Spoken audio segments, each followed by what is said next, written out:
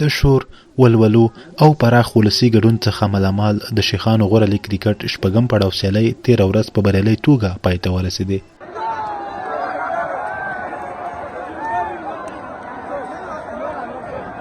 یادې سیالۍ چې د خوست ولایت د صحرا باغ ترڅنګ د شیخانو پر میدان د 12 لوبډلو ترمنځ میاشت وړاندې پیل شوې وې. پای لوبې ته د هلال ټایګرز او شمال زلمیو لوبډلو لاره موندلې وه چې زرګونه خوستمیشتي هم د لیدو لپاره راټول شوي وو. د لوبې پچه شمال زلمیو وګټله او په لومړۍ توپوهنه کې په ټاکل شویو 10 اورونو کې د 5 لوبغاړو په سوځېدو سیالو لوبډلې ته د 160 منډو هدف وټاکه.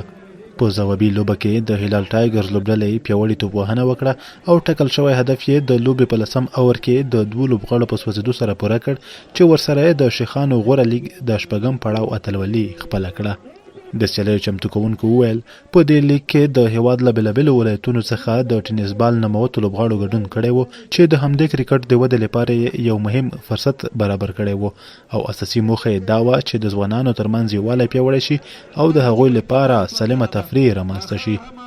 موږ سره په دغه لیګ کې د زیاتو ولایتو هغه لوبغاړو هم شتون لري چې د هیواد په سطحه ستر نومونه وو او د ټیبال لپاره او د ټینس بال لپاره یو ښه پیغام دنیا او هیوادوالو ته وړاندې شو.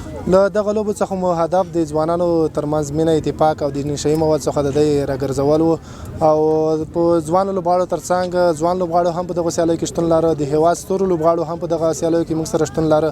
نو ډېر ښه په ارامه فضا او د خوند په فضا کې د ګڼ شمېر مینوالو په شتون کې پای ته ورسېد.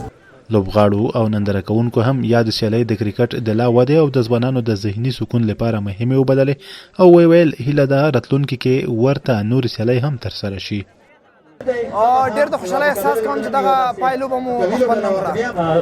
دا رقم تر ټورنمنټونه خو ډېر مهم دي د هغو ځوانانو لپاره چې په کلي کې په کلي کوڅو کې لایق ګرځي نو دوی د نشهیي توکو څخه ورګرځول کېږي او د خپل وجود تمرین کې شي. د دې دا رقم ته لوبې نه دغه ګټه ده چې دغه لوبغاړي دي، دغه ټینس لوبغاړي دي چې مخکې راځي هډبال کرکټ ته مخه کوي او د افغانستان لپاره نمایندګي کوي. زه به هر مازدیګر دغه لوبو ته راتلم او واقعا ډېرې ښې لوبې وې او نندارچیان هم ګڼ شمېر راتلل. نو ځوانانو ډېر ساتیری و دغه لوبې، نو ډېر خوند یې وکړي چې دا لوبې ترسره شوې. زموږ هیله ده چې دا رقم لوبې نور هم ترسره شي. د یادونې وړ ده چې خوست د کرکټ ګڼ شمېر لوبغاړي او مینوال لري خو د ټینس بال کرکټ لپاره لا هم په دې ولایت کې معیاري لوبغالی نشته چې د لوبغاړو او مینوالو له لوري یې د جوړېدو غوښتنه کیږي.